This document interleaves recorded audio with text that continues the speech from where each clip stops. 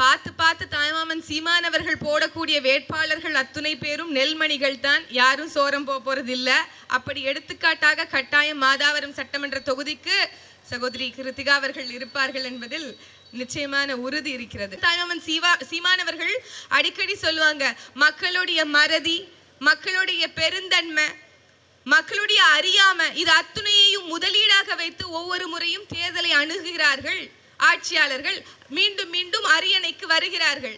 அப்ப நம்ம கிட்ட இருக்க 3 டிராபேக்ஸ் என்னது? அறியாம, இக்னோரன்ஸ், நம்மளுடைய மறதி.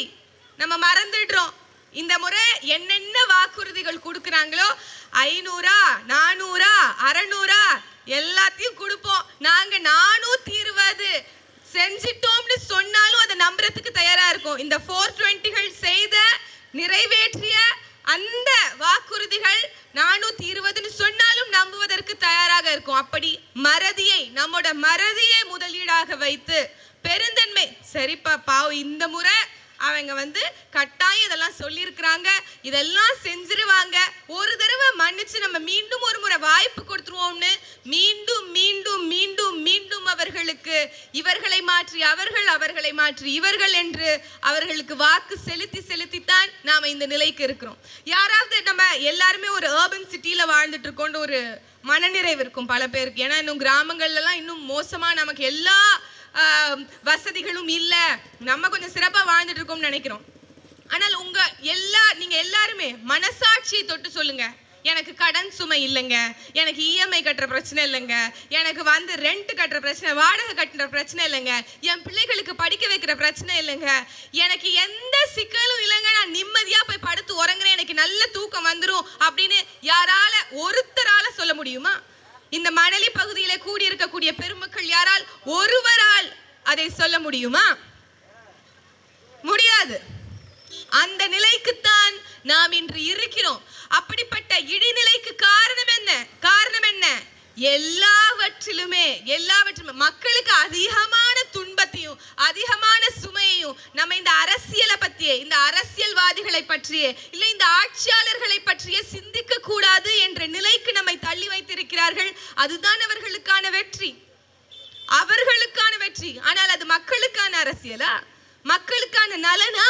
கட்டாயமாக இல்லை. அப்ப இந்த மாதிரி விஷயத்தை நம்ம சிந்திக்கவே கூடாது என்று ஒரு தரப்பு தொடர்ச்சியாக ஆட்சி செய்து கொண்டிருக்கிறது, அரசியல் செய்து கொண்டிருக்கிறது. அது எல்லாவற்றையும் மாற்றி இங்க மக்களுடைய நலனுக்காக ஒரு கட்சி உருவாகி இருக்கிறது. இன்னைக்கு எத்தனையோ பேர் தமிழ்நாட்டு மண்ணில் மாற்றம் என்று சொல்லி வந்திருக்க கூடும். உங்களுக்கே தெரியும், 2019 சிலர் ஆசைக்கும் தேவைக்கும் வாழ்வுக்கும் வசதிக்கும் ஊரார் கால் பிடிப்பார்னு வந்தாங்க. டார்ச் லைட் எடுத்து டிவியை உடைச்சாங்களா இல்லையா? உடைச்சிட்டு என்ன சொன்னாங்க? மையம் அப்படின்னு சொன்னாங்க. எங்க போய் மையம் ஆயிருக்கிறாங்க நமக்கு தெரியும். யாருக்கு மையத்துல நிக்கிறாங்கன்னு தெரியும். ஒரு பக்கம் ஐயா ஸ்டாலின், ஒரு பக்கம் ஐயா உதயநிதி ஸ்டாலின், நடுவுல மையமாக போயிருக்கிறார் நம்மளுடைய மரியாதைக்குரிய ஐயா கமல்ஹாசன் அவர்கள். அவருக்கு கிட்டத்தட்ட 4 விழுக்காடு வாக்குகள், 14 லட்சம் மக்கள் நம்பினோம். மாற்றம் கொண்டு வருவார், திரைத்துறையிலிருந்து வந்தா என்ன உண்மையான மாற்றாக நிற்பார், எதையோ படிச்சு வந்திருக்கா, குழப்பி விடுறாரு, ஏதாவது ஒரு மாற்றத்தை கட்டாயம் செய்து விடுவார் என்று நம்பிய நம்ம எல்லாருக்கும் என்ன ஏமாற்று. 14 லட்சம் பேர் நம்பினோங்க. 14 லட்சம் பேர், குறிப்பாக நகர்ப்புறத்துல வாழக்கூடிய பெருமக்கள் அத்துணை பேரும் நல்லா படிச்சவர்ப்பா, அவரு நிறைய புத்தகங்கள் எல்லாம் ரெஃபர் பண்ணுவார்ப்பா, பிக் பாஸ்ல நான் பார்த்திருக்கிறேன்ப்பா அப்படியெல்லாம் சொல்லி நம்பினோம். ஆனா இன்னைக்கு அவரே நம்பல. கடைசியா திமுக தான் அவருக்கே இன்னைக்கு கை கொடுக்கும்னு அங்க போய் மையத்துல நின்றுட்டார். அவங்க 2 பேர் மையத்துல. இப்படியாக மாற்றம் என்று வந்த எல்லாருமே, நீங்க ஐயா சரத்குமார் அவர்களை எடுத்துக்கலாம், ஐயா விஜயகாந்த் அவர்களை எடுத்துக்கொள்ளலாம். இப்படி மாற்றம்னு வந்தவர்கள் அத்துணை பேரும் அவர்களுடைய தேவைக்காக, அவர்களுடைய அரசியல் இருப்பை தக்க வைத்துக் கொள்வதற்காக ஒரு இடத்துல நீர்த்து போயிட்டாங்க, சலிச்சு போயிட்டாங்க, போர் அடிச்சிருச்சு, அவங்களால மக்கள் பணி செய்ய முடியாது தொடர்ச்சியாக. ஆனால் தொடர்ச்சியாக இந்த மண்ணில் 15 ஆண்டுகளாக 2009 இன அழிப்புக்கு பிறகு இங்க நாம் தமிழர் கட்சி என்கின்ற அரசியல் பேரியக்கம் உருவானதற்கு பிறகு தமிழுக்காகவும் தமிழ் மக்களுக்காகவும் இங்க மாற்று அரசியலை விதைக்க நினைத்த நாம் தமிழர் கட்சி தொடர்ச்சியாக 5 பொது தேர்தல்கள் 2016, 2021, 2019, 2024 இன்னைக்கு 2026 வரைக்கும் நாம தொடர்ச்சியாக நின்றிருக்கிறோம். தொடர் தோல்விகள். ஆனால் எங்கேயுமே சறுக்குனது இல்ல. ஏறுமுகமாக இதுவரைக்கும் யாருமே அரசியலை உற்று கவனிக்க கூடியவர்கள் அத்துணை பேரும் ஒற்றுக்கொள்வார்கள். எந்த கட்சியும் இந்த மாதிரியான ஒரு ட்ரெண்ட பார்த்ததே இல்ல. ஸ்டாட்டிஸ்டிக்ஸ் கிராஃப் எடுத்துக்கோங்களேன். நாம் தமிழர் கட்சி மற்ற எல்லா கட்சியும் ஒப்பிட்டு பாருங்க. எந்த ஒரு கட்சியும் 1.1 விழுக்காடு வாக்குலேருந்து 4, 6, 7, 8 இடைத்தேர்தல 16 விழுக்காடு வரைக்கும் நாம் தமிழர் கட்சி வாக்குகளை பெற்றிருக்கிறது. தனித்து நின்று சமரசம் இல்லாம யாரு கூட்டணி இல்லாம கொண்ட கொள்கையில் உண்மையாக எடுத்த சித்தாந்தத்தில் நேர்மையாக இலக்கை நோக்கிய பயணத்தில் தடுமாற்றம் இல்லாமல் ஒரு அரசியலை நாம் தமிழர் கட்சி செய்துட்டு வருது. எங்களுக்காக இவர்கள் சொன்ன என்னென்ன கொள்கைகள் எல்லாம் முன்வைத்து இந்த எந்த அரசியல் கட்சி வந்திருந்தாலும் கூட திராவிட முன்னேற்ற கழகம் என்னென்ன கொள்கைகளை சொல்லுச்சு? சமூக நீதின்னு சொல்லுச்சு, பெண்ணியம்னு சொல்லுச்சு, இது பெரியார் மண் என்று சொல்லுச்சு. இந்த எந்த கோட்பாடுல அவர்கள் நிறைவு பெற்றிருக்கிறார்கள் அப்படிங்கிற கேள்வியை நம்ம எழுப்பி பார்க்கணும். எந்த கோட்பாடு? சமூக நீதினா என்ன? எல்லாருக்கும் சமமான வாய்ப்பு இங்க இருக்கா? இங்க இருக்கு. இது பெரியார் மண் தானே? ஐயா பெரியார், ஐயா ஈவேரா அவர்களுடைய மண் தானே? ஆனால் இன்னைக்கு வர்ணாசிரம கோட்பாட்டின் அடிப்படையில் தலையில பிறந்தவன் மேல் சாதி, காலில் பிறந்தவன் கீழ் சாதி என்கின்ற வரைமுறை இருக்கு. இது எல்லாத்தையும் ஒழுத்து கட்டி எல்லாருக்கும் சமமான வாய்ப்பு வேலைகளிலும் கல்வியிலும் கொடுப்போம்னு சொல்லி வந்த இன்னைக்கு திமுகவினுடைய ஆட்சி எந்த அளவுக்கு சமூக நீதியில வெற்றி பெற்றிருக்கு நீங்க சொல்லணும். அக்கா சொன்னது போல வேங்கை வயல் என்ற சிக்கல் நம்ம எல்லோருக்கும் தெரியும், இந்த மண்ணுல இருக்கு. நிதி ஆயோக் என்கின்ற அறிக்கை சொன்னது தமிழ்நாட்டுல பட்டியலின சமூக மக்களுக்கு எதிராக நடக்கக்கூடிய குற்றங்கள் 2 மடங்காக உயர்ந்திருக்கிறது என்று சொன்னுச்சு. அதையும் சேர்த்து விளம்பரம் பண்ணிருக்கலாம்ல, பண்ண மாட்டாங்க. இங்கே பிரச்சனைகளை எப்படி மூடி மறைப்பது என்பதற்காக பெரும் செலவு செய்வார்களே தவிர்த்து அந்த சிக்கல்களுக்கு எப்படி தீர்வு காண வேண்டும் என்கின்ற எண்ணம் இவர்களுக்கு இருக்காது. வேங்கை வயல் நடந்த பிரச்சனை, பாகிஸ்தான் பார்டர்ல கூட இத்தனை செக் பாயிண்ட்கள் இருக்குமான்னு தெரியாது. ஆனா வேங்கை வயல்ல விசாரணை செய்யக்கூடாதுன்னு 7 இடங்கள்ல செக் பாயிண்ட் ஐயா சட்டத்துறை அமைச்சர் ரகுபதி அவர்கள் சொன்னாரு. உள்ள போயிட்டு வந்துட்டு இங்க இரட்டை கோலை முறையில இல்லைங்க, இங்க நல்லா தான் இருக்காங்க அப்படின்னு. ஆனால் ஆய்வுக்கு பிறகு விசாரணைக்கு பிறகு வெளிவந்ததுக்கு அப்புறம் தான் தெரியுது அங்க இரட்டை கோலை முறை இருக்கு, அங்க சாதிய ஏற்றத்தாழ்வுகள் இருக்கு, அதனால் ஏற்பட்ட சிக்கல் தான் அங்க வேங்கை வயல்ல மலத்தை கலந்த பிரச்சனை அப்படிங்கிறது தெரிய வந்தது. அப்ப இங்க என்னத்தை மூடி மறைக்கிறாங்க அப்படின்னா சிக்கல்களை சரி செய்யணும் என்ற எண்ணம் கிடையாது. மாறாக அந்த சிக்கல் மக்களுக்கு எப்படியும் தெரிஞ்சிடக்கூடாதுங்கிற பெரிய எண்ணம் இன்னைக்கு திமுகவுக்கு இருக்கு அப்படிங்கறத நம்மளால பார்க்க முடியுது. அப்படி வேங்கை வயல் பிரச்சனையை இழுத்து மூடியவர்கள் அதை எதிர்த்து, உங்களுக்கு புல்லட் ஓட்டினவங்களுடைய கை வெட்டப்பட்டதெல்லாம் தெரியும். புல்லட் ஓட்டினா கை வெட்டப்படும் என்கின்ற இந்த 21ஆம் நூற்றாண்டுல நடந்த ஒரு மிகப்பெரிய சாதனை வரலாறு பீகார்ல, உத்தரப்பிரதேஷ்ல நடக்கல, தமிழ்நாட்டுல நடந்தது. அதை எதிர்த்து இவர்கள் கூட்டணியில இருந்த விடுதலை சிறுத்தைகள் கட்சியினுடைய உறுப்பினர்கள் 150 பேர் மீது வழக்கு பதியப்பட்டது. யாரால்? இதே திராவிட முன்னேற்ற கழகத்தின் ஆட்சியாளர் பெருமக்களால். அவங்களுக்கெல்லாம் உங்களால கேஸ் எஃப்ஐஆர் போட முடியுது. திருப்பரங்குன்றம் என்கின்ற ஒரு மிகப்பெரிய சிக்கல், சமூக நல்லிணக்கத்துக்கு தீங்கு விளைவிக்கும் வகையில இவர்களே ஒரு பிரச்சனையை கிளப்பினாங்க. இவங்க இந்த இருப்பை இங்கு தக்க வைத்துக் கொள்ளணும் அப்படின்னா பாஜக எப்படி மத பிளவுவாத கட்சி என்று நாம் முத்திரையிடுகிறோமோ அது உண்மை. அதே போன்று அவர்கள் பாசிஸ்டுகள், பிரிவினைவாதிகள், ஏன்னா அவர்கள் கொண்டு வரக்கூடிய திட்டங்கள் அந்த மாதிரி இருக்கு, இங்க அவர்கள் எடுத்துக்கொள்ளக்கூடிய நடைமுறைகள் அப்படி இருக்குன்னு நம்ம எப்படி சொல்றோமோ அது எவ்வளவுக்கு எவ்வளவு உண்மையோ அதே போன்று இங்க திமுக சாதியை வைத்து மக்களை பிரித்து ஒரு அரசியல் செய்வது என்பதில் நமக்கு மாற்று கருத்து இருக்க முடியாது. ஆனால் அதே திமுக இன்னைக்கு திருப்பரங்குன்றம் இஷ்யூல என்ன எடுத்திருக்கிறாங்க ஸ்டாண்ட் அப்படின்னா ஒருத்தவங்க மேல கூட கேஸ் போடல. யாரு? RSS சார்ந்த அந்த யார் மேலும் கேஸ் போடல. யார் மேலேயும் கேஸ் போடல. ஆனா புல்லட் ஓட்டி கைவெட்டப்பட்டு அவர்களுக்கு எதிராக கூட்டணி கட்சியினுடைய உறுப்பினர்கள் விசிகாவை சார்ந்த 150 பேர் மேல வழக்கு. இப்படி இவர்கள் நாங்க பாஜகவுக்கு எதிரானவர்கள் என்று சொல்லிக்கொண்டு, இவர்கள் பாசிஸ்டுகள், இவர்கள் மத பிளவுவாதிகள் என்று சொல்லிக்கொண்டு பாஜக உள்ள வந்துரும் என்கின்ற பூச்சாண்டியை தமிழ்நாட்டு மக்களுக்கு காமிச்சு சிவப்பு கம்பளம் விரித்து பின்வாசல் வழியாக பாஜகவை வரவேற்பது யார் என்றால் இதே திமுக அப்படிங்கிறத மறுக்க கூடாது. அதற்கு எண்ணற்ற சான்றுகள் நமக்கு முன்னாடி இருக்கு. எண்ணற்ற சான்றுகள். எல்லார் மீதும் லாபகரமாக சங்கி முத்திரைகள் கொடுப்பாங்க. எல்லார் மேலயும் குத்திடுவாங்க. ஆனா அவங்க கேலோ இந்தியான்னு அங்கேருந்து ஒன்றிய அமைச்சர்களை கூப்பிடுவாங்க. அவர்கள் இங்க ஐயா கலைஞர் அவர்களுடைய, கருணாநிதி அவர்களுடைய சிலையை திறக்கணும் அப்படின்னு ஒன்றிய அமைச்சர்ல இருந்து கூப்பிடுவாங்க. ஐயா ராஜ்நாத் சிங் அவர்களை நாணயம் வெளியிடணும்னு சொல்லி கூப்பிடுவாங்க. இங்க செஸ் ஒலிம்பியாடுக்கு ஒன்றிய அமைச்சர்களை கூப்பிடுவாங்க. எல்லாம் இங்க தங்கத்தட்டுல சில்வர் பிளேட்ல வந்து அவங்க என்ன சொல்றது, மருத்துவ கல்லூரிகள் எல்லாம் திறந்து வச்சாங்க. அவங்களுக்கு ஒரு மரியாதை செலுத்தணும் அப்படின்னு எல்லா உறுப்பினர்களும் முட்டு கொடுத்து பாஜகவை தூக்கி நிறுத்துவாங்க. ஆனால் இவர்கள் தான் பாஜகவை எதிர்க்கிறார்கள் என்கின்ற பொய் வேடத்தை மக்களிடத்தில் தொடர்ச்சியாக செய்து வருவார்கள். அப்ப இவர்களை அம்பலப்படுத்த வேண்டிய தேவை நமக்கு இருக்கு. எந்த ஒரு கோட்பாடுகளையும் கோட்பாடு வேடமிட்டு நடிக்கக்கூடிய இந்த திமுக இல்ல திராவிட பெருமக்கள் யாருமே உண்மையானவர்கள் அல்ல அப்படிங்கறதை அம்பலமிட்டு காட்டுவதற்காக நாம் தமிழர் கட்சி இங்க பேச வேண்டிய அவசியம் இருக்கு. நீங்க உங்களத பேசிட்டு போலாமே அப்படின்னா நாங்க என்ன சொல்றோம் அப்படிங்கிறது உங்களுக்கு புரியணும்னா இவர்கள் செய்யக்கூடிய எல்லா இந்த மாதிரி முள்ளமாரித்தனம், இந்த மாதிரி மோசடித்தனம், இந்த மாதிரி குளறுபடிகளை நீங்கள் புரிந்து கொண்டால் தான் நாம் தமிழர் கட்சியினுடைய அவசியம் உங்களுக்கு புரியும். நாம் தமிழர் கட்சியும் 500 பக்கங்களை கொண்ட ஆட்சி வரைவு என்கின்ற மேனிஃபெஸ்டோவை நாங்க முன்னாடி வைக்கிறோம். நீங்க எந்த கட்சியினுடைய ஆட்சி வரைவையும் எடுத்து ஒப்பிட்டு பார்த்துக்கோங்க. அப்படி ஒரு ஆக்கப்பூர்வமாக நாம் தமிழர் கட்சியினுடைய ஆட்சி வந்தால் என்ன மாதிரியான ஆட்சி இருக்கும் அப்படிங்கறத எந்த கட்சியும் இன்னைக்கு காப்பி அடிக்கிறாங்க. அன்பு சோலை அப்படிங்கறது நாம் தமிழர் கட்சி வைத்திருந்த ஒரு அங்கம்.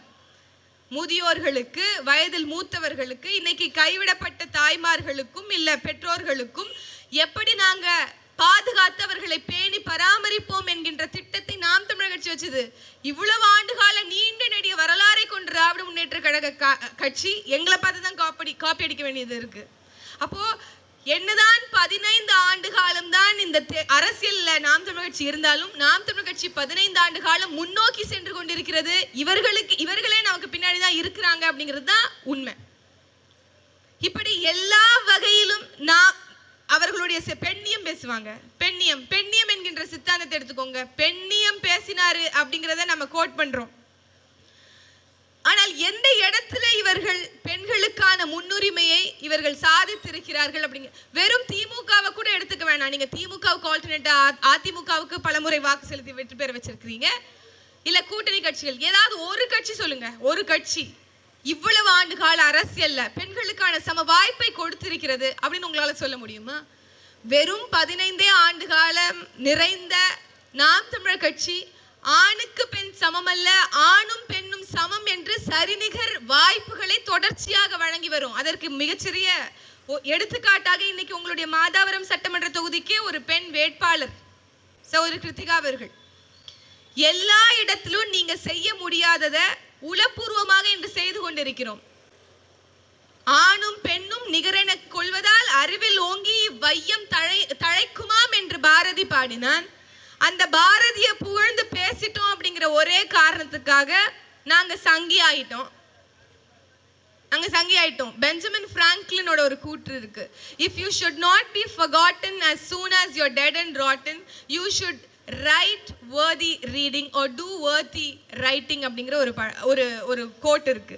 நீ இறந்து விட்ட பிறகு உன்னை மறந்து விடாமல் இருக்க வேண்டும் என்றால் ஏதாவது நல்லதை எழுதிவிட்டு போ படிப்பதற்கு, அல்லது ஏதாவது நல்லதை செய்துவிட்டு போ உன்னை பற்றி எழுதுவதற்கு அப்படிங்கிறது தான் அந்த கூற்றின் பொருள்.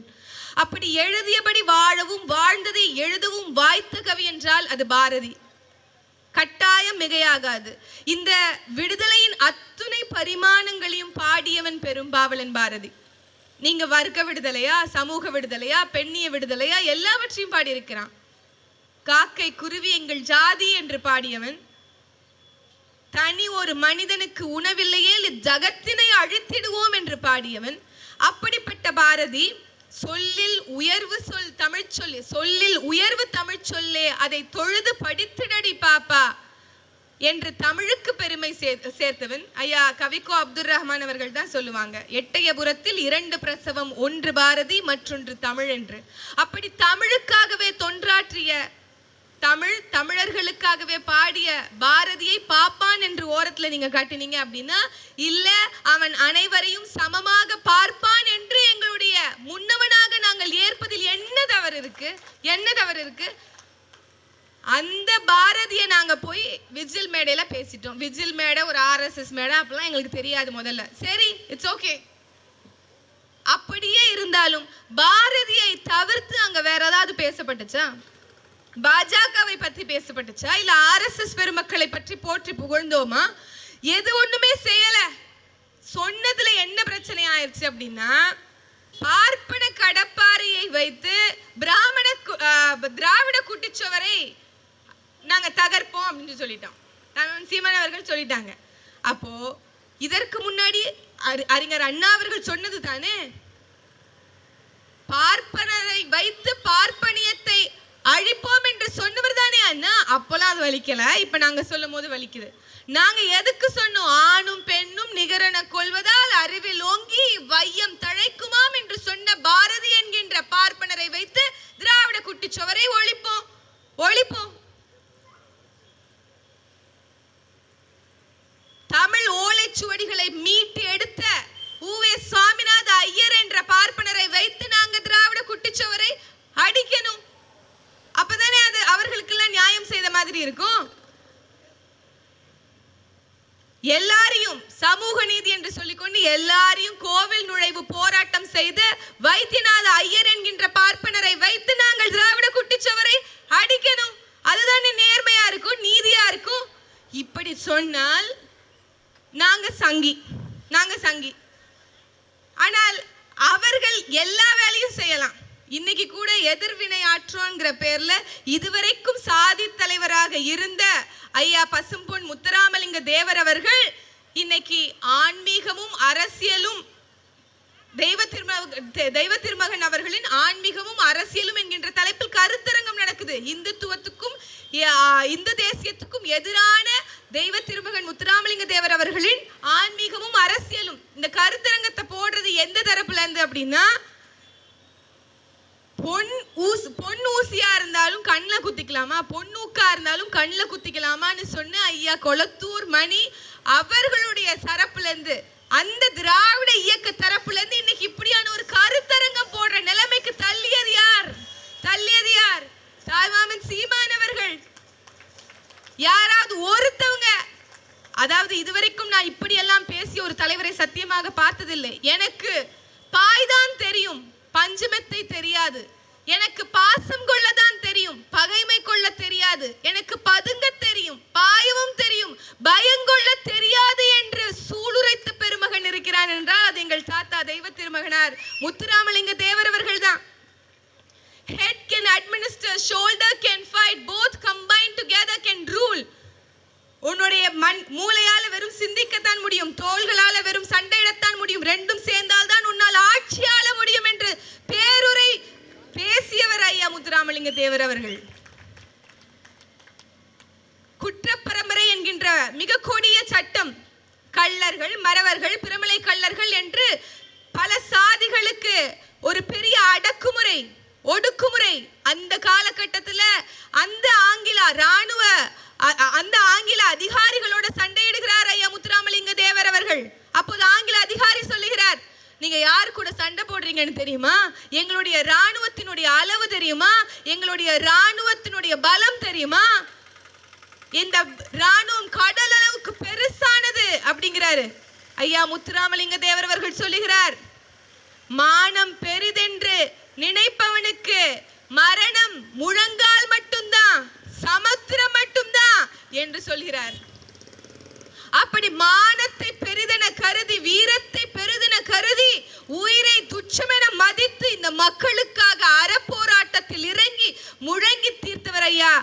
பொன் முத்துராமலிங்க தேவர் அவர்கள் அத்தகைய தலைவரை ஐயா ஈவேரா என்னெல்லாம் சொல்லி வசைப்பாடினார் என்று போய் படிச்சீங்கன்னா தெரியும். அவ்வளவு பேசியிருக்கிறாரு.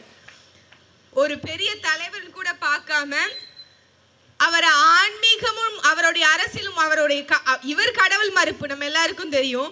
அந்த கடவுள் மறுப்பாளர் அவருடைய ஆன்மீகத்தை எவ்வளவெல்லாம் கொச்சைப்படுத்தி அவர் ஒரு விமனைசர் என்று சொல்லி எவ்வளவெல்லாம் கொச்சைப்படுத்தணும் எல்லா கொச்சைத்தனத்தையும் படுத்தி முடிச்சுட்டு இன்னைக்கு வராங்க ஐயா முத்துராமலிங்க தேவர் அவர்களின் ஆன்மீகமும் அரசியலும் என்ற கருத்தரங்கம் போடும் நிலைக்கு இன்னைக்கு தள்ளப்பட்டிருக்கிறார் என்றால் இந்த வெகுஜன மக்கள் மத்தியில் ஐயா முத்துராமலிங்க தேவர் அவர்களுடைய அரசியலை கொண்டு போய் சேர்த்ததற்கு முக்கிய பங்கு தாய்மாமன் சீமான் அவர்களுக்கு இருக்கு. இன்னைக்கு என்னை போன்ற இளையோர்கள் அவரை பற்றி பேசுறோம், அவரை பற்றி வாசிக்கிறோம், அவரை பற்றி தெரிந்து கொள்கிறோம் என்றால் அது ஒரு முக்கிய காரணம். தமிழ் தேசியமே அப்படித்தானே. வெறும் ஜோல்னா பையில இருந்தது ஐயா ஏழுமலை அவர்களுக்கு கட்டாயம் தெரிஞ்சிருக்கும். எங்களுடைய ஐயா இடிமுரச ஐயா அவர்களுக்கு தெரியும். ஒரு குட்டி குட்டி அரங்குகள் ஜோல்னா பைக்குள்ளதான். உண்மை, அது உண்மை. வெறும் மேடைக்கான சொற்கள் அல்ல. எனக்கு தெரியும் ஐயா நெடுமாறன் அவர்களுடைய கூட்டங்களுக்கு புடாவை தடுத்து உடைத்து எறிய வேண்டும் என்ற கூட்டங்களுக்கு நான் போயிருக்கேன், வாப்பா கூட போயிருக்கேன். சின்ன சின்ன கூட்டங்களா இருக்கும், அரங்கு கூட்டங்களாக இருக்கும். ஒருவன் வந்தான், ஜீன்ஸ் பேண்டும் சேகுவேரா சட்டையும் போட்டா இந்த மூலையிலையும் முடுக்குகளையும் எங்களுடைய தேசிய தலைவர் மேதகவின் அவர்களுடைய படங்களை எடுத்து செல்ல முடியும் என்கின்ற புரட்சிகர மாற்றத்தை கொண்டு வந்தவர் என் தாய்மாமன் சீமான் அவர்கள் மட்டும்தானே. அனைவருக்கும் தரமான சமமான கல்வியை தரும் சொல்றோம். இங்க ஏதாவது ஒரு அரசு பள்ளிக்கூடம் நல்ல, இங்க மேக்சிமம் எல்லாமே பிரைவேடைசேஷன் ஆச்சு. தனியார்மயம், தாராளமயம், உலகமயம் என்பதை எதிர்த்துத்தான் இந்த ஆட்சியாளர் பெருமக்கள் எல்லாம் இந்த மண்ணில் வந்தார்கள். ஆனால் அதை விரிவுபடுத்தும் நோக்கத்தோடு தான் இன்றைக்கு அரசியல் செய்து கொண்டிருக்கிறார்கள் என்றால் அது மிகையாகாது. அப்படித்தான் இன்னைக்கு நடந்துட்டு இருக்கு. நாங்க தனிப்பெரும் முதலாளிகளுக்கு எதிரானவர்கள் என்று தான் இன்னைக்கு திமுக ஆட்சியில இருக்கு. ஆனா இன்னைக்கு அதானிக்கும் அம்பானிக்கும் பூஜா தூக்கக்கூடிய வேலையை பாஜக செய்துனா அந்த பாஜகவுக்கு இன்னைக்கு கீழ்ப்பணியக்கூடிய வேலையைத்தான் திமுக செய்கிறது. ஆட்சியிலும் அதிகாரத்திலும் அவர்களை எதிர்ப்பது போல நாடகம் ஆடுவார்களே தவிர்த்து இன்னைக்கு காட்டுப்பள்ளி துறைமுகமாக இருக்கட்டும், அதானி போர்ட்டாக இருக்கட்டும், இல்ல ஹைட்ரோ கார்பன் திட்டங்களாக இருக்கட்டும், இப்படி எல்லா திட்டங்களையும் எல்லா ஒன்றிய அரசினுடைய மக்கள் சீரழிவு திட்டங்களையும் ஒன்றிய அரசு கொண்டு வருதுன்னா அதை நடைமுறைப்படுத்துவது இவர்களாக இருக்கும். பாஜகவுக்கும் காங்கிரசுக்கும் எந்த வேறுபாடும் இல்லை. மக்களுடைய நலனை சிந்தித்து இவர்கள் நலத்திட்டங்கள் கொண்டு வருவதில்லை. என்ன கல்வியில சிறந்த கல்வி இவர்கள் கொடுத்துட்டு இருக்காங்க. ஆனா கல்வியில் சிறந்த தமிழ்நாடு நீங்க யாரோட ஒப்பிட்டு பார்க்கணும்? இவ்வளவு ஆண்டு காலங்களாக ஆண்டு கொண்டிருக்கக்கூடிய நீங்க, நாங்க பீகாருக்கும் உத்தரப்பிரதேசத்தையும் ஒப்பிட்டு பார்த்து உங்களுடைய தரவரிசையை மக்கள் மத்தியில சொல்லக்கூடாது. நாங்க சிங்கப்பூர் மாதிரி, நாங்க பின்லாந்து மாதிரி, நாங்க சவுத் கொரியா மாதிரி நாங்க இங்க கல்வியை கொடுத்திருக்கிறோம்னு நீங்க நியாயமா சொல்லணும். ஏன்னா அப்படிப்பட்ட தன்னாட்சி அமைப்போட இருந்த இந்த மாநில அரசுக்கான எல்லா அந்தஸ்துகளையும் குலைய வைத்தவர்கள் இவர்கள் தான். சொல்ல முடியாது, அந்த நிலையில இருக்கும். இன்னைக்கு கல்வியை கூட கடன் பெற்றுத்தான் பெற வேண்டும் என்கின்ற இடைநிலையில இருக்கும். அன்பார்ந்த சொந்தங்களே, 6 லட்சம் மாணவர்கள் கல்வி கடன் பெற்று இங்க படித்திருக்கிறார்கள் என்றால் அது இன்னைக்கு உண்மை. கிட்டத்தட்ட 17,193 கோடி கடன் இருக்கு. அதுல இவர்கள் வந்த உடனே 2021 தேர்தலில் வெற்றி பெற்ற உடனே கல்வி கடனை ரத்து செய்வோம் என்று சொன்ன வாக்குறுதி இன்னைக்கு காத்துல பறக்குது. வெறும் 48 கோடி மட்டும்தான் இவர்கள் அடைத்திருக்கிறார்கள். என்னைக்கு மீதி கடன் அடைப்பீங்க? திருப்பியும் கடன் வாங்கி அதை அடைப்போங்க. திருப்பி அந்த கடனை நீங்க தாங்க அடைக்கணுங்க. 10 லட்சம் கோடி கிட்ட மாநில அரசு கடன் வாங்கிருச்சு. உங்க ஒவ்வொரு பேர் மேலையும் 1.25 கோடி கடன் இருக்கு. அது தமிழ்நாட்டினுடைய கணக்கு எடுத்தோம்னா ஒன்றிய அரசு ஒரு 200 லட்சம் கோடி வாங்கி வச்சிருக்கு. அப்புறம் ரெண்டுத்தையும் சேர்த்தோம்னா 3 லட்சம் கோடி நம்ம மேல கடன் இருக்கு. உங்க பேரை சொல்லி இந்த அரசுகள் 3 லட்சம் கோடி கடனை வாங்கியிருக்கு. திருப்பி இதை எப்படி அடைக்கும்? வரிச்சுமை, அக்கா சொன்னது போல இன்ஃப்ளேஷன் நம்ம கண்ணுக்கே தெரியாது. இன்னைக்கு நேற்றைக்கு 10 ரூபாய் 20 ரூபாய் இருந்த தக்காளி இன்னைக்கு 60 ரூபாய் 70 ரூபாய் விக்குது அப்படின்னா ஐயோ என்னங்க இவ்வளவு வேலை ஆயிடுச்சுன்னு சொல்றதோட நம்ம வேலை முடிஞ்சிருச்சுன்னு நினைக்கிறோம். இல்லை, இவ்வளவு விலைவாசி உயர்வுகளுக்கும் காரணம் இந்த அரசுகள் வாங்கி இருக்கக்கூடிய கடன், அந்த கடன் சுமையினுடைய வெளிப்பாடு, அதனுடைய பிரதிபலிப்பு. இன்னைக்கு அதனாலதான் நம்ம எல்லாரும் அவதிப்பட்டு இருக்கோம். வீட்டு வரி தாம்பரம் பக்கத்துக்குலாம் போனீங்க, தென் சென்னை பக்கத்துக்குலாம் போனீங்க அப்படின்னா 100 விழுக்காடு சொத்து வரி. இவர்கள் என்ன சொன்னார்கள் 2021ல? நாங்க வந்தா கடன் எல்லாம் ரத்து பண்ணிடுவோம், சொத்து வரி எல்லாம் குறைஞ்சிரும், பெட்ரோல் விலை எல்லாம் குறைஞ்சிரும், டீசல் விலை எல்லாம் குறைஞ்சிரும், எல்லாம் குறைஞ்சிரும். என்னங்க ஆச்சு உங்க வாக்குறுதி அப்படின்னா, எங்களுக்கு நீங்க 2026ல வாக்கு செலுத்துங்க அப்புறம் பாருங்க அப்படிமாங்க. அப்படியா நம்மள மறக்க வச்சிருவாங்க. இந்த அடுத்த 4 வருஷம் நீங்க மறந்துடணும். வாக்கு செலுத்துறது மட்டும்தான் உங்க வேலை. வாக்கு செலுத்தும் போது நாங்க வருவோம், உங்க வீட்டுக்கு கார்ல வருவோம். நாங்க வந்து பெரிய பெரிய பாஷான கார்ஸ்ல, பெரிய வேன்ல நல்லா ஜோடிச்சு அங்க ஸ்பீக்கர் செட் எல்லாம் போட்டு கடைசி ஒரு வாரம் தான் நாம் தமிழர் கட்சி மாதிரி இப்படி அரசியல் படுத்தி கொண்டு மேடை மேடையா போட்டு வீதி வீதியா போய் மக்களை சந்திச்சு மக்களை அரசியல் படுத்தி விழிப்புணர்வு செய்து இதெல்லாம் அவங்களுக்கு தேவையில்லை. கடைசி ஒரு நாள் லைட் ஆஃப் பண்ணா போதும், அடுத்த நாள் அவர்களுடைய ஆட்சி வந்துடும். அந்த அளவுக்கு மக்களை கரப்ட் பண்ணி மக்களையும் ஊழல்வாதிகளாக மாற்றி வைத்திருக்கிறது. அதனுடைய பெரும் பங்கு இந்த திராவிட கட்சிகளையே சாரும், கட்டாயம் சாரும். இன்னைக்கு மக்களாகிய நாமே கரெக்டா இருக்கும். சரி பரவாயில்ல, 1000 ரூபாய் வாங்கிட்டோம், 500 ரூபாய் வாங்கிட்டோம், நம்ம திருப்பியும் வந்து சொல்லிட்டோமே அவர்களுக்கு வாக்கு செலுத்துவோம்ங்கிற இந்த எண்ணத்தை கைவிடுங்க. மாண்டெஸ்கோ என்கின்ற அறிஞன் அவருடைய நூல்ல சொல்றாரு, மக்கள் தான் இந்த ஜனநாயக நாட்டின் அதிபதிகள் என்று சொல்கிறார். அவர் சொல்லித்தான் தெரியணும்னு தெரியல, நீங்க எல்லோரும் உணர்ந்து கொள்ளுங்கள்.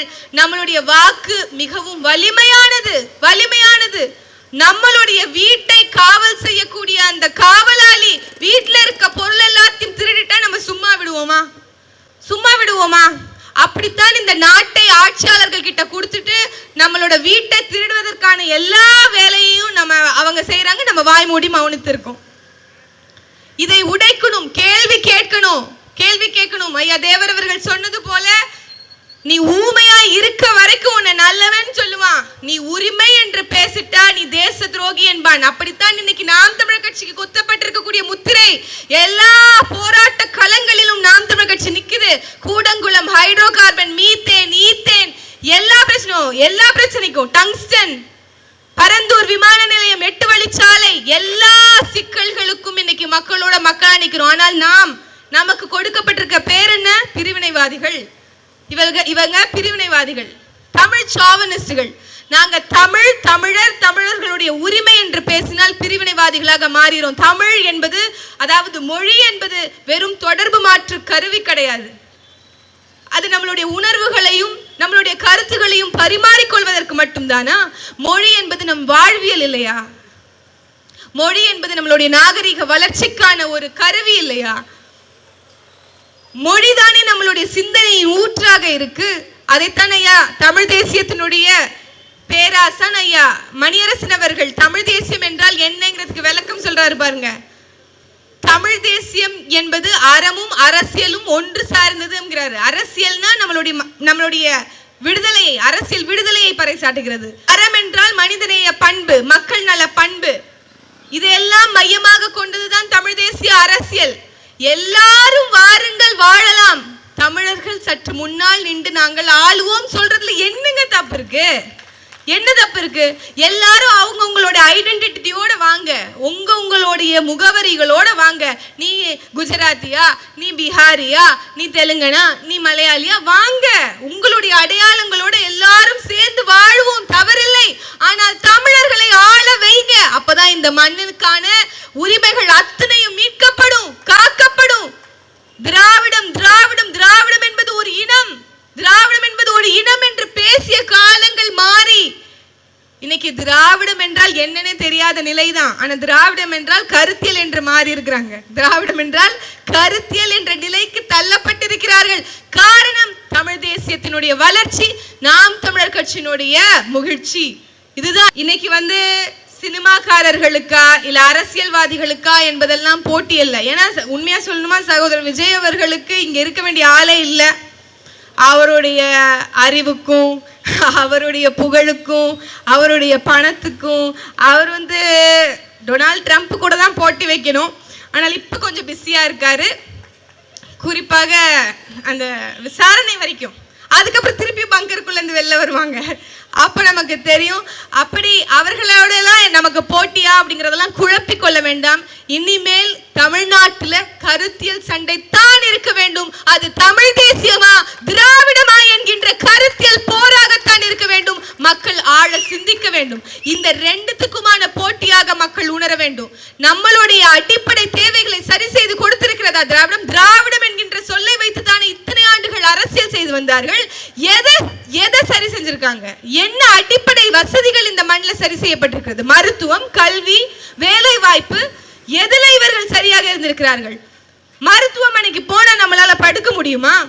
அதனால இன்னும் மேற்கொண்டு நோய்கள் வருமே தவிர்த்து நமக்கு நோய் என்பது தீரவே தீராது. கல்வி, எந்த பள்ளிக்கூடத்துல மேற்கூரை உடையாம இருக்கு, விழாம இருக்கு? எந்த பள்ளிக்கூடத்துல போதுமான கழிப்பறை வசதிகள் இருக்கு?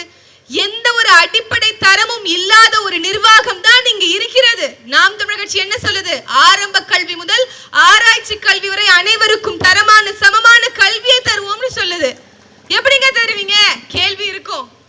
தருவோம். இங்க அமைச்சர் பெருமக்கள் முதலமைச்சர் முதல் கடைசி குடிமகன் வரைக்கும் எல்லாருடைய பிள்ளைகளும் அரசு பள்ளியில தான் படிக்கணும் அப்படிங்கிற சட்டத்தை கொண்டு வந்தால் அரசு பள்ளிகளுடைய தரம் உயருமா உயராதா? நீங்களே சிந்தித்து பாருங்கள். கட்டாயம் உயரும். அதே தான் மருத்துவ சேவைக்கும் பொருந்தும். இங்க மருத்துவமனைகள்ல முக்கியமான முதல் மந்திரிகளோ பெரிய பெரிய பணம் படைத்த முதல் அமைச்சர்களோ இல்ல முதல் மந்திரிகள் யாருமே போய் அவங்களுக்கு போய் உடம்பு சரியில்லைன்னா போய் பாக்குறது இல்ல. உங்களுக்கு ஒன்னும் சொல்ல தேவையில்லை. இன்னைக்கு ஐயா செந்தில் பாலாஜி அவர்கள் சிறையிலேயே இருந்தாலும் கூட அவருக்கு மருத்துவம் பார்க்கறதுக்கு காவேரி ஹாஸ்பிட்டல் தான் போகணுமா? அவர்கிட்ட அவ்வளவு இருக்க போறாரு. சொல்லவா வேணும்? 10 ரூபாய் எக்ஸ்ட்ரா வாங்கினா இருக்கதான் செய்யுங்க. உங்ககிட்ட இருக்கும், நீங்க போய் காவேரி ஹாஸ்பிட்டல்ல படுப்பீங்க. இல்லாத ஏழை எளிய மக்கள் என்ன செய்வாங்க? தரமில்லாத மருத்துவமனைகள் எப்படி சரி செய்யப்படும்? உடம்பு சரியில்லை அப்படின்னா அவர்கள் அரசு மருத்துவமனையில் தான் படுக்க வேண்டும் என்கின்ற நிலையை மாத்தினோம் அப்படின்னா கட்டாயம் மருத்துவமனைகள் அரசு சுகாதார மையங்களுடைய தரம் உயரும், சரி செய்யப்படும். அங்க சரியான மருத்துவர்கள் போடப்படுங்க. மருத்துவர்களும் செவிலியர்களும் ஆசிரியர்களும் விவசாய பெருமக்களும் வீதியில நின்று போராடுறாங்கன்னா காரணம் என்ன? அவர்களுக்கான வாழ்வாதாரமே இன்னைக்கு உறுதி செய்யப்படல. அப்ப வாழ்றதெல்லாம் யாருன்னு பார்த்தா வெறும் இந்த திண்டு கொடுத்த அரசியல்வாதிகள் மட்டும்தான். ஆட்சி அதிகாரத்தை சுவைத்து கொண்டிருந்த ஆட்சியாளர்கள் மட்டும்தான். அப்ப மக்களிடத்திலே மீண்டும் அதிகாரம் வரணும் அப்படின்னா நம்ம எல்லாரும் புரட்சிக்கு தயாராகணும். மாற்றம் என்கின்ற அரசியல் சிந்தனையை உள்வாங்க வேண்டும். சரியானவற்றுக்கு வாக்கு செலுத்தணுங்கிற உறுதிமொழியை ஏற்க வேண்டும். மாற்றம் என்ற சொல் மாறாதது என்ற மார்க்சின் தத்துவம் போல அந்த மாற்றம் நம்மிடத்திலிருந்து உருவாக வேண்டும் என்கின்ற எண்ணத்தை நாம் எல்லோரும் மனதில் ஏற்றுக்கொள்ள வேண்டும். என் குலம் என்று தன்னை உன்னுடன் ஒட்டிய மக்கள் பெருங்கடல் பார்த்து மகிழ்ச்சிக்குள் சங்கமமாக மானுட சமுத்திரம் நான் என்று கூவு என்ற பாவேந்தர் பாரதிதாசன் அவர்களுடைய அரை கூவலுக்கு இணங்க நாம ஒரு புரட்சிகர மாற்றத்தை உருவாக்க வேண்டும் என்றால், புதியதோர் தேசத்தை படைக்க வேண்டும் என்றால் மக்கள் நாம் தமிழராக அணிதிரள வேண்டும். இங்க நான் கிறிஸ்தவர்கள் எல்லாம் கைத்தட்டுங்க அப்படின்னு சொன்ன சத்தம் வருமா? வராது. இஸ்லாமியர்கள் எல்லாம் கைத்தட்டுங்க சொன்னா சத்தம் வருமா? வராது. கோனார் எல்லாம் கைத்தட்டுங்க, வன்னியர் எல்லாம் கைத்தட்டுங்க, பறையர் எல்லாம் கைத்தட்டுங்க, படையாச்சி எல்லாம் கைத்தட்டுங்கன்னு சொன்னா சத்தம் வராது. நாம் தமிழர்கள் அத்துணை பேரும் கைத்தட்டுங்கன்னு சொன்னா சத்தம் வரும். அப்படியாக தமிழர்கள் என்ற ஒற்றை குடையின் கீழ் இங்க ஒட்டுமொத்த மக்களையும் ஒன்று திரட்டி மக்களுக்கான அரசியல் விழிப்புணர்வை செய்து மனநிறைவோடு நாங்க தூங்க போவோம். போவோம், நீங்க தூங்க போவீங்களா? முடியும் சரியானவர்களுக்கு வாக்கு செலுத்தினால் என்கின்ற பேருண்மையை நம்புங்கள். எங்களுடைய எண்ணமே சின்னமாக, என் தாய்மாமன் சீமான் அவர்களே சின்னமாக உங்களுக்கு இந்த முறை ஒரு சிறந்த வாய்ப்பு கிடைத்திருக்கிறது. இந்த உழவனுக்கு ஒரு முறை வாய்ப்பளியுங்கள். இந்த ஏறு கலப்பையை ஏந்தி நிற்கக்கூடிய விவசாயிக்கு ஒரு முறை வாய்ப்பளியுங்கள். எங்கள் அக்கா கிருத்திகா அவர்களுக்கு நீங்க, நான் கட்டாயம் எல்லாருக்கும் சொல்றதுதான், போய் பின்புலத்தை பாருங்க. உங்களுடைய தொகுதியில எந்த வேட்பாளர்கள் நிக்கிறாங்க, அவங்களுக்கு ஏதாவது பேக்லாக்ஸ் இருக்கா, அவங்க எந்த குற்றப்பெண்ணனையும் செய்யாதவர்களா, இப்படி எல்லாம் பாருங்கன்னு சொல்லுவது வழக்கம். ஆனால் இதுவரைக்கும் நாம இந்த தொகுதியில நின்ன எல்லா வேட்பாளர்களையும் எடுத்து பார்த்துக்கலாம். இனிமேல் போட போறவங்களுக்கும் அவங்களுடைய தகுதி என்னன்னு தெரிஞ்சிருச்சு. அதனால் நான் அறுதியிட்டு உறுதியாக சொல்வேன், அக்கா கிருத்திகா அவர்களுக்கு நீங்கள் ஒரு முறை வாய்ப்பளியுங்கள். கட்டாயமாக சிறந்த நேர்மையான நிர்வாகத்தை மாதாவரம் சட்டமன்ற தொகுதியில தருவாங்க. உங்களோடு உறுதுணையாக நிற்பார்கள். எந்த பிரச்சனையா இருந்தாலும் அவர்களை எளிமையாக அணுகக்கூடிய வேட்பாளராக தாங்கள் சீமானவர்கள் களமிறக்கிறார். நாம் தமிழர் கட்சிக்கு விவசாய சின்னத்தில் ஒரு முறை வாய்ப்பளியுங்கள் என்று கூறி வாய்ப்புக்கு நன்றி பாராட்டி விடைபெறுகிறேன். நன்றி, வணக்கம். நாம் தமிழர்.